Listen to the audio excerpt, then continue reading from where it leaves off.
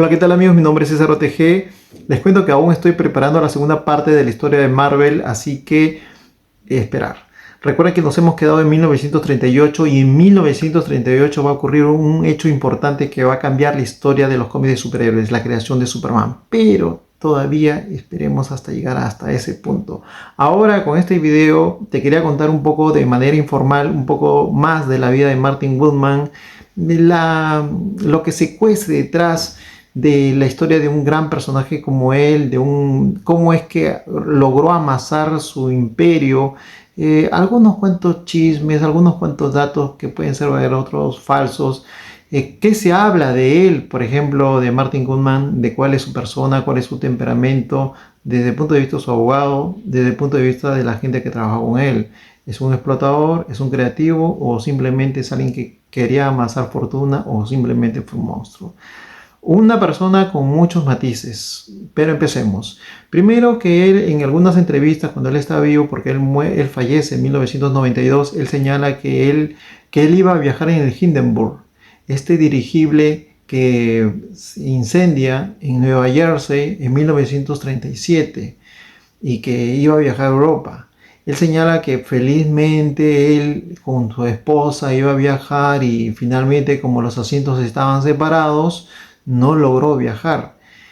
Lo cierto es que como fue un accidente tan sonado, hubo mucha investigación al respecto y se determinó que los asientos estaban copados, que la gente había comprado tanto los pasajes de ida como de regreso a Europa y este dirigible estaba yéndose directamente hacia Alemania y es imposible que él haya comprado, o digamos que lo haya comprado y que lo haya vendido después, también puede ser. Estos hechos no se han podido demostrar. Lo cierto es que él sí viajó a Europa en esa época, pero en 1936, o sea, un año antes. Digamos que él iba a estar en Europa un año antes y después iba a esperar que el dirigible aparezca en el 37 y regresar con el dirigible. Puede ser. El tema estaba en que él estaba en Francia, entonces, pero también puede ser que de Francia se iba a ir hasta Alemania, porque era el punto final del dirigible. También puede ser. Lo que sí es constatable es que sí estuvo en Europa en el 36 y estuvo en Francia. ¿Y en Francia por qué? Porque él se compró un cuadro de Matisse. Y ese cuadro de Matisse, como soy muy curioso, dije, ¿dónde está? Así que lo investigué y resulta que está expuesto en un museo en Palm Beach, en Florida. Y justo hay fotografías de ese cuadro con un rótulo o una leyenda al costado que dice que fue donado por Martin Goodman y esposa, tanto en español como en inglés. Así que son hechos. Otro dato que sí es de mencionar es, por ejemplo, que de cómo se forman este tipo de empresas, ¿no? Porque él empieza con un tema de manejo de empresas de distribución a una empresa editorial. En el mundo de las editoriales es muy importante las empresas de distribución.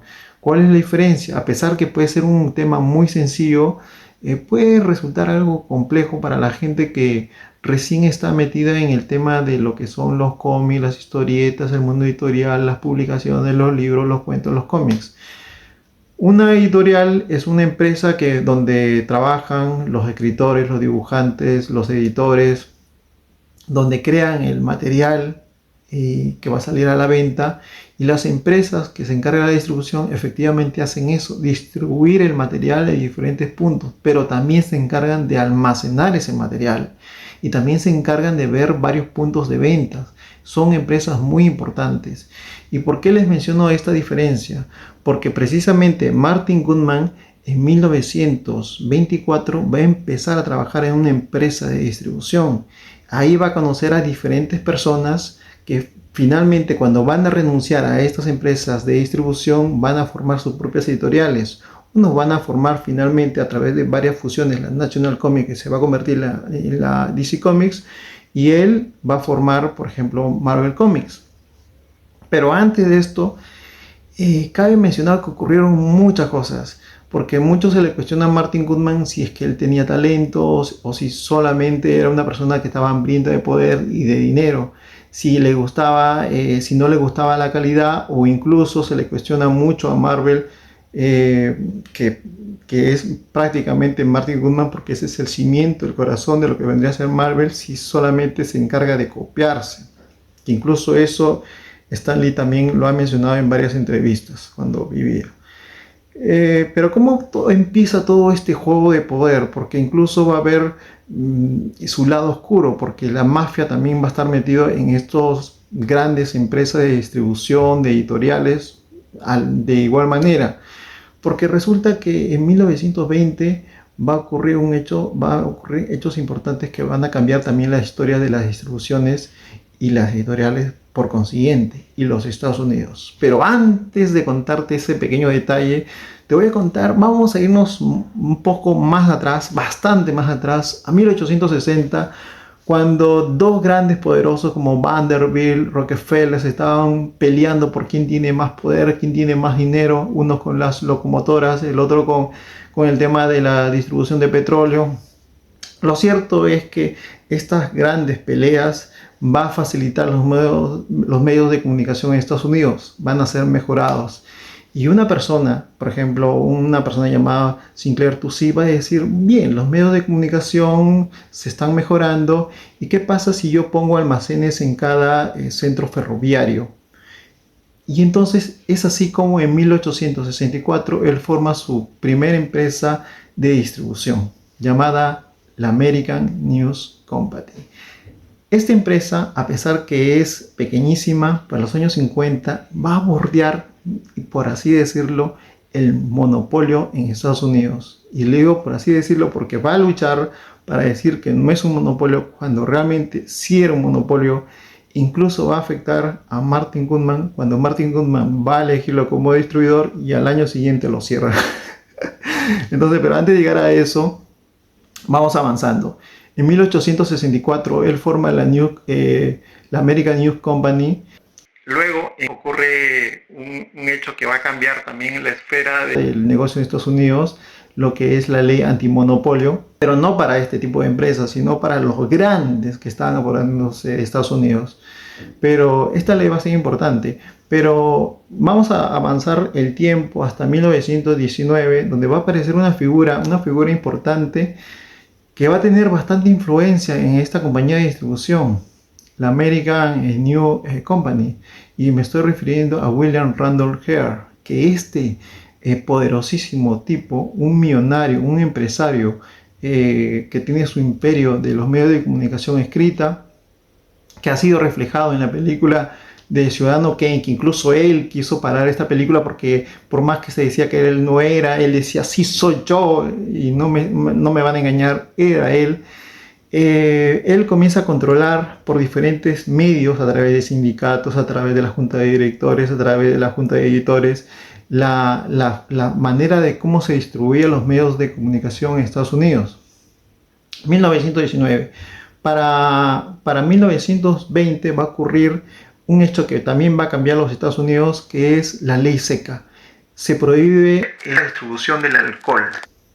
Y esto va a generar, digamos, riqueza para un grupo que estaba esperando esto ilegal. Me refiero a las mafias. La mafia italiana, la siciliana, la mafia judía, las irlandesas. Tres tipos de mafia van a desolar a Estados Unidos. Personajes como Lucky Luciano, entre otros, van a desatar una guerra campal en Estados Unidos y van a tener como punto de vista las empresas de distribución. Como dato extra, este millonario William Randolph, a fin de escaparse de lo que es el tema de las leyes antimonopólicas, decide mandar a través de terceros. Por ejemplo, se cuenta de Moses Louis Annenberg, que es de ascendencia judía, que él en su territorio, muy ligado a la mafia judía y también a la italiana, porque si tú buscas relación entre William Randolph y Moe Annenberg, vas a ver que hay una relación entre ambos, porque este trabajaba para aquel. Y si tú buscas la relación Annenberg y Lucky Luciano, también vas a ver que hay una relación porque se conocían y trabajaban incluso juntos. todo el tema de la mafia de apuestas, él estaba muy vinculado con esto, pero por supuesto que debido a que la mafia es muy poderosa se va a escapar muchas veces de la ley, hasta que finalmente lo van a arrestar muchos años después por un tema de desbalance patrimonial, que es la única forma de arrestar a este tipo de personas que están muy ligados a la mafia, donde la policía se vendía, los políticos se vendían, y es así. Y quien no estaba de acuerdo simplemente terminaba muerto. Bueno, lo cierto es que para evitar el tema del desastre de la American News Company, una compañía de distribución, se comienza a formar varias compañías anexas, chiquitas, de distribución. Entre esas compañías estaba la Easter, que luego de formado un año antes, manejada por judíos, un año antes contratan a quién, a otro judío llamado Martin Goodman. Martin Goodman comienza a trabajar ahí, pero cuando ocurre todo este tema de lo que es la ley seca y las mafias italianas, las judías comienzan a crecer, las empresas de circulación comienzan a tener diferentes tipos de giros, ¿no? Es un lado muy oscuro de todo el negocio que se estaba viendo en Estados Unidos en esa época, pero para los años 30 simplemente esa ley queda en nada y luego vuelve toda la normalidad y comienzan a caer varios gángsters y las empresas de distribución comienzan a manejarse ya de formas independientes, pero una empresa tan grande y no iba a permitir esto. Entonces comienzan a haber varias maniobras de cierre. La Easter va a cerrar por diferentes tipos de demandas y cuando tú ves quiénes están demandando son empresas muy ligadas al tema de la mafia, porque siempre vas a encontrar un personaje ahí ligado. Luego Martin Goodman va a formar, después de que renuncia a esta empresa llamada Easter y que un año después cierra por el tema de las demandas, él va a formar la Mutual, que es una compañía de distribución, pero también lo cierra, dice por quiebra, y cuando averiguas quiénes los estaban demandando, resulta que también eran empresas ligadas a la mafia. Después él va a formar su empresa editorial llamada la Newsstand, pero que yo me imagino que él no quería meterse con el tema de los diarios, otra vez con el tema de la distribución, y nadie le interesaba el tema de las novelas de ficción.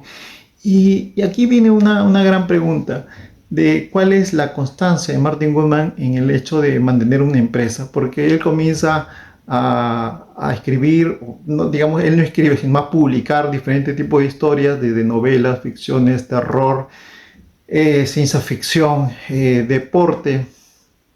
Su idea de él es, algo tiene que venderse. Pero la gran crítica es que él muchas veces no pagaba, porque tú entregabas tu trabajo escrito, un libro, por ejemplo, puede tener 10 historias, y tú ibas y te decían, bueno, se te paga una vez que se publique, y tú decías, bueno, tengo 19 años, lo he entregado, me van a pagar, perfecto, pero no se publicaba en 2 meses, 3 meses, y nunca te pagaban, hasta puede ser un año, y nunca te pagaban, y finalmente el escrito se perdía. Y eran pequeños cuentos que para ti no pueden servir de 2 páginas, pero para ellos sí les sirve, porque es material que se va a vender finalmente, porque lo que va a hacer él es simplemente cambiar los títulos, cambiar los nombres y reusarlos nuevamente, cosa que... ¿Y cómo es que uno sabe esto? Porque ahora hay archivos, hay gente que ha investigado y ha desatado, digamos, ha descubierto todo tipo de demandas a Martin Goodman y a otros empresarios muy similares a él, donde la comisión de la Federación de Comercio les ha demandado y estos han respondido que simplemente no lo volverán a hacer, de que tú no puedes engañar incluso al público diciendo que es material nuevo cuando es material reusable. Incluso después hay otras demandas donde se señala el uso de los mismos textos, pero se les ha cambiado el nombre de los personajes, se le ha reducido la historia y se le ha vendido como material nuevo, en desmedro obviamente de los creadores. Es así como Martin Goodman se hizo de mucho dinero, porque él se ha comprado diferentes tipos de mansiones, viajes a Europa, riquezas por todos lados, vínculos con el Hollywood de aquel entonces. Y muchos también cuestionan de que Martin Goodman no tenía una idea a dónde quería ir, de cuando, por ejemplo, que él no había creado algo, que cuando algo estaba de moda, él simplemente se subía a la ola, pero él no creaba la ola. Que, por ejemplo, si estaba de moda los western, él se metía al tema de recibir publicaciones de western. De que, por ejemplo, él no mantenía un título, lo cambiaba, porque él decía que lo que vendía es la novedad, no la continuidad. Claro ejemplo está en todas sus empresas que no los mantenía con un solo nombre. Tenemos a Newsstand, la Red Circle, la Timely Comics, Atlas Comics, Marvel, una infinidad. Y tanto así que para 1968 él vende la empresa muy barato, pensando que él podía volver a hacer otra editorial y seguir ganando dinero, pero nunca pasó eso. Y otra cosa de lo que llama mucho la atención de la vida de Martin Goodman y cuál era su método de trabajo, que por ejemplo cuando en 1938 aparece Superman y los cómics se comienzan a poner de moda el tema de los superhéroes, él no crea un editorial para eso, él simplemente decide contratar a una compañía llamada Funnies, que es una compañía pequeña donde esta compañía se encargaba, que era una compañía por encargo. Tú le decías, quiero un cómic de, bueno, te decían mínimo 35 páginas, acá tengo escritores y dibujantes. Y estos se ponían a hacer trabajos. Los que trabajaban ahí como personajes como Bill Everett, Carl Burgos, decían que era una muy buena forma de trabajo, era muy cómodo trabajar con Funnies, ¿no? Porque tú podías trabajar desde tu casa, entregabas simplemente el material, ellos lo empaquetaban, Funnies, y le entregaban a quien lo había comprado, en este caso a Martin Goodman, con su empresa que había ya formado, que se llama Timely Comics, y le entregan y él lo publica. Pero Martin Goodman no se tomó la molestia de formar una oficina, teniendo mucho dinero, de formar una oficina con escritores, con dibujantes y a ver qué pasaba. No, él primero, me imagino que es un tema de riesgo también, es cierto. Lo tercerizó todo estos medios. Luego de eso, cuando tuvo éxito, ya formó ya su propia editorial, alquiló una oficina con dibujantes, con escritores, necesitaba a alguien que controle todo eso y lo contrató a Joe Simon, y Joe Simon contrató a Jack Kirby, y cuando Joe Simon se da cuenta que Martin Goodman no le iba a pagar bien, decidió irse, a pesar de que para ese momento, para 1941, había creado el Capitán América. Pero a Martin Goodman no le importaba, porque él no le interesaba mucho el tema de la continuidad. Marvel Comic número 1 de 1938, el siguiente número, adivinen cómo se llama, no se llama 2, se llama Marvel Mystery Comic número 2. Y es por este tipo de falta de continuidad ha sido muy criticado. Por ejemplo, hay un escritor que se llama Herbert Kurzman, que en 1958 hizo una sátira sobre Martin Goodman, porque él había trabajado en esa época, donde lo señalaba como un explotador, que no tenía una visión de futuro, que no le gustaba el talento, y es algo cierto, que porque Martin Goodman quería lo inmediato, no quería mucha calidad y muchas veces desperdiciaba a los artistas, ¿no? Ese es unos cuantos cuestionamientos que se le pueden hacer a Martin Goodman, y él, cuando él finalmente vende en 1968 Marvel, él piensa que puede volver a crear lo mismo, pero no. Lo que no se dio cuenta es que justamente los planetas se habían alineado para tener éxito, porque el verdadero éxito de una empresa como Marvel va a ser la gente que va a estar detrás y que lo va a tomar en serio en la parte editorial de cómics. Y me refiero a Stan Lee, a Jack Kirby, a Steve Ditko y a otra gente más. Esa gente es la talentosa que llevó a ser los personajes que ahora son. La otra crítica es que finalmente Disney lo va a comprar, y que a pesar de que pasan los años, aún se siguen usando esos mismos personajes que fueron creados en solamente 4 años. Estoy hablando de Spider-Man, de los Vengadores, de Iron Man, de Hulk, y los escritores que vienen después, Peter Davis, Claremont, John Byrne, simplemente van a seguir lo que ya habían creado personajes como Jack Kirby, Steve Ditko, entre otros. Y bueno, espero que te haya gustado. Espera el siguiente video para ir en orden de sucesos.